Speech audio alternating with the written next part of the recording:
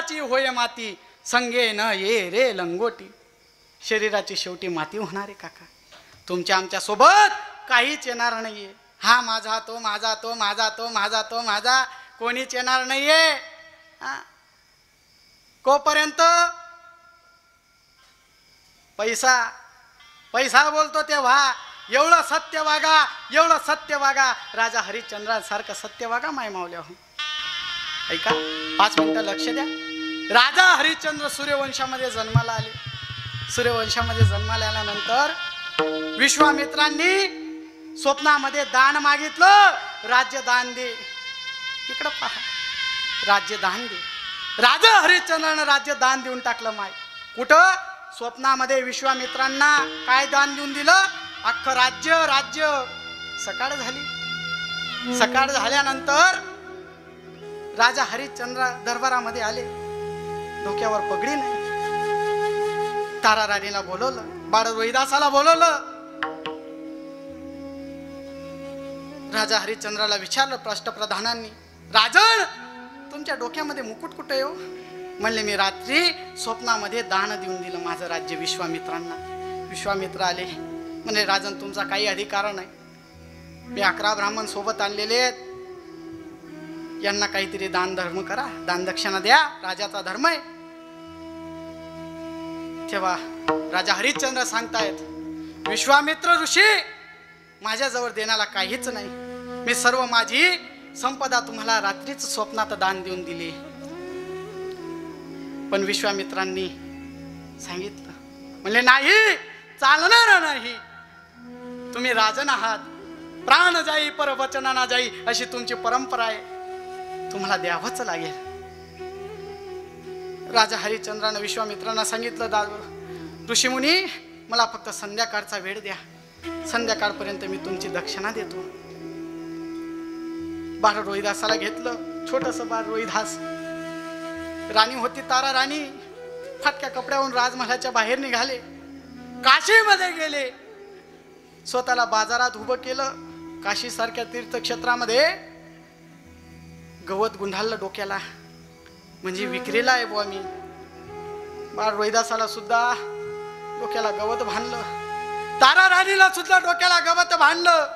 स्वतःला डोक्याला गवत बांधलं आणि त्या काशी वाराणसीच्या बाजारामध्ये उभे राहिले. माईबाप विचार करा, राजा होता पण सत्यासाठी स्वतः विकला जातोय. एक कुटील स्त्री आली, एक वेश्या आली. म्हणले राणी तुम्ही विकल्या जातायत. स्त्रीचं, त्या कुटील स्त्रीचं मन भरलं. एक काम करा, तुम्ही सुंदर आहात, मी तुम्हाला 500 नाणे देते, तुम्ही माझ्या सोबत या. कोण? राणी. राणी वेश्या सोबत जाते. एक ब्राह्मण समोरून येत आहेत. ते ब्राह्मण सांगतायत, म्हणजे इथं तारा आहे, इथं या राज्याची राणी आहे आणि कुटील स्त्री वेश्या, या वेश्येसोबत काय जात असेल? ताराने हात जोडले. म्हणले बाबा मी विकली गेली. हो मी विकली गेली. हिनं मला 500 रुपयामध्ये 500 नाण्यांमध्ये विकत घेतलं. ब्राह्मणाच्या डोळ्यामधून अश्रू आले.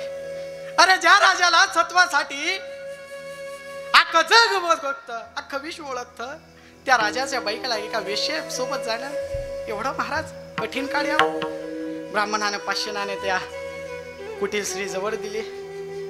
माय मावल्या ऐका, ब्राह्मणासोबत तारा राणी नेऊन गेली. बाळ रोहिदास चिमुकला होता. बाळ रोहिदास मागून हंबरडा फोडतोय. आई आई. राजा हरिश्चंद्र बाळ रोहिदासाला सावरतायत. म्हणले तुझी आई विकली गेली आहे. तुझी आई तुझी आई राहिली नाही. माझी पत्नी राहिली नाही. नाही बाबा, तुमची पत्नी आहे, माझी आई आहे. रोहिदासाला सावरलं. काय महाराज, काय वय असेल रोहिदासाचं की स्वतःची आई स्वतःच्या डोळ्यासमोर विकली गेली आणि एका छोटासा बाळ हंबरडा फोडतोय. विचार करा माय मावल्या, आपल्या जीवनामध्ये प्रसंग येतो. तारा राणी पुढे चालते ब्राह्मणासोबत. मागून बाळ रोहिदास हंबरडा फोडतो. आई आई आई. ब्राह्मणाच्या मनामध्ये दया आली. ब्राह्मणाने 100 नाणे दिले. म्हणजे रोहिदासाला सुद्धा घेऊन जातो. मी ब्राह्मण पूजा पाठ करतो, मी त्याला फुलं तोडायला लावेल, बेल आणायला लावेल, पूजा पत्रीसाठी सामान घ्यायला आणेल. ते काही पडलेलं असेल ते वेचायला हवे. घरी गे. इकडे संसार ब्राह्मणाच्या घरी सुरू झाला. ब्राह्मणाच्या घरी बाळ रोहिदासांना फुलानंद द्यावे. राणी होती तारा राणी. अच्छा, विश्व दारिद्र्य सुद्धा असा एखाद्या माणसावर येऊ नये, पण राणीला सुद्धा काम करावं लागलं. धुणं भांडी. नुसता आवाज दिला, 4-4, 5-5 सेविका राणीच्या समोर धावायच्या, पडायच्या. त्या राणीला स्वतःला धुणं भांड करावं लागतंय. इकडे राजा हरिश्चंद्र बाजारामध्ये उभा आहे. एक डोम आला. त्या डोमानं राजा हरिश्चंद्राला विकत घेतलं. विचार करा काका, काय तुमची आमची परिस्थिती असेल हो? आपण केलं असतं असं? मायमावलं केलं असतं? हा, डोमाच्या बरोबर निघून गेले. ते नाणे घेतले, विश्वामित्रांना दिले आणि स्वतः पाणी भरायला निघून गेले. राजा हरिश्चंद्रांची ड्युटी होती पाणी भरणं. त्या डोमाला 2 बायका होत्या. त्या घागरीला महाराज खडा मारून एका बाईनं ते पाणी खाली पडावं असं करून दिलं. गंगेच्या तीरावरून राजा हरिश्चंद्राने पाणी घ्यावं. डोमाच्या घरापर्यंत जाई ते पाणी नष्ट होत होतं. ऐका, त्या बाईनं नाना तरानं बोलावं. कोणाला? राजाला, हरिश्चंद्राला. मायबाप, विचार करा.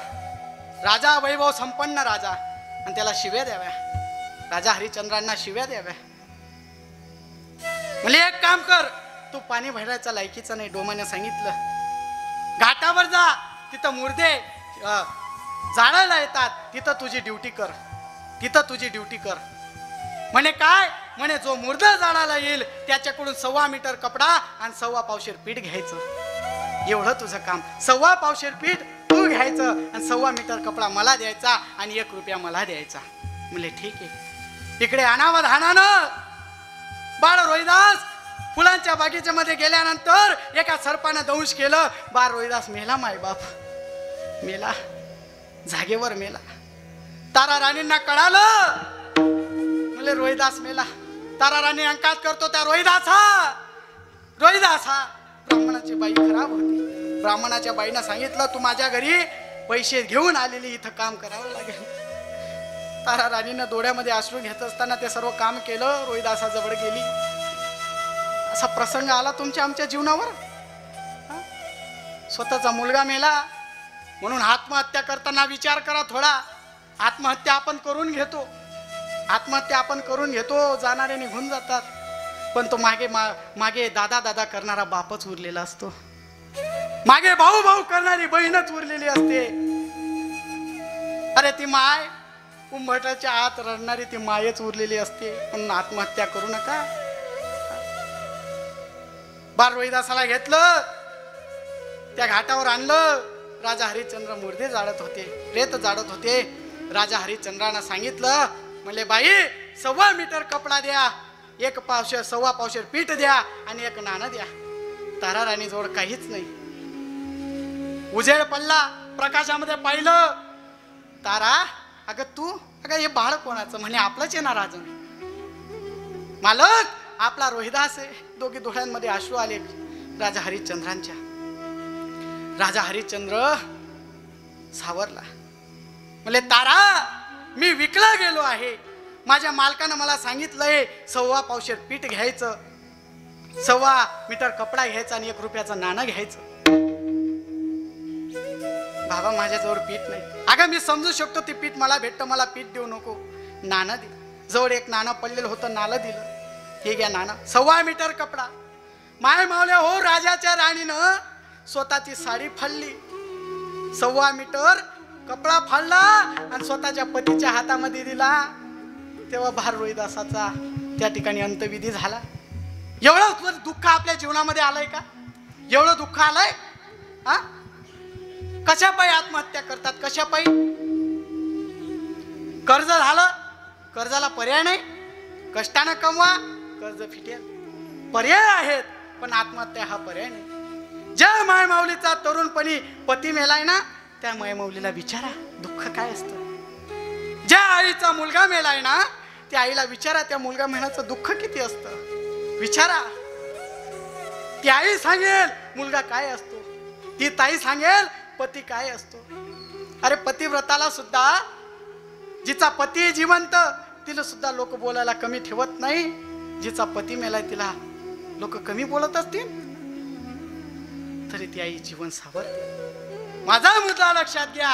राजा हरिश्चंद्रानं सत्वासाठी महाराज स्वतः विकला गेला, बाई विकली गेली, पोरगा विकला गेला, पण सत्य सोडलं नाही. एवढं सुद्धा आपण सत्य वागा, एवढं सत्य वागा. म्हणून अहंकाराचा वारा न लागो राजसा. माझ्या विष्णुदासा भाविकासे देवा आम्ही काय केलं पाहिजे? तुझं चिंतन केलं पाहिजे. जे चिंतन कसं? सर्व पुरुष मंडळींनी हात वरती करा. माणसे माणसे बांगड्यावाला हात खाली राहू द्या. तुमले सबसिडी 100 रुपये डझन या बांगड्यात फुटी पाडी जातील. कोण उपात करी? आणि घ्या त्या देवाचं नाव. विठोबा रघुबाई विठोबा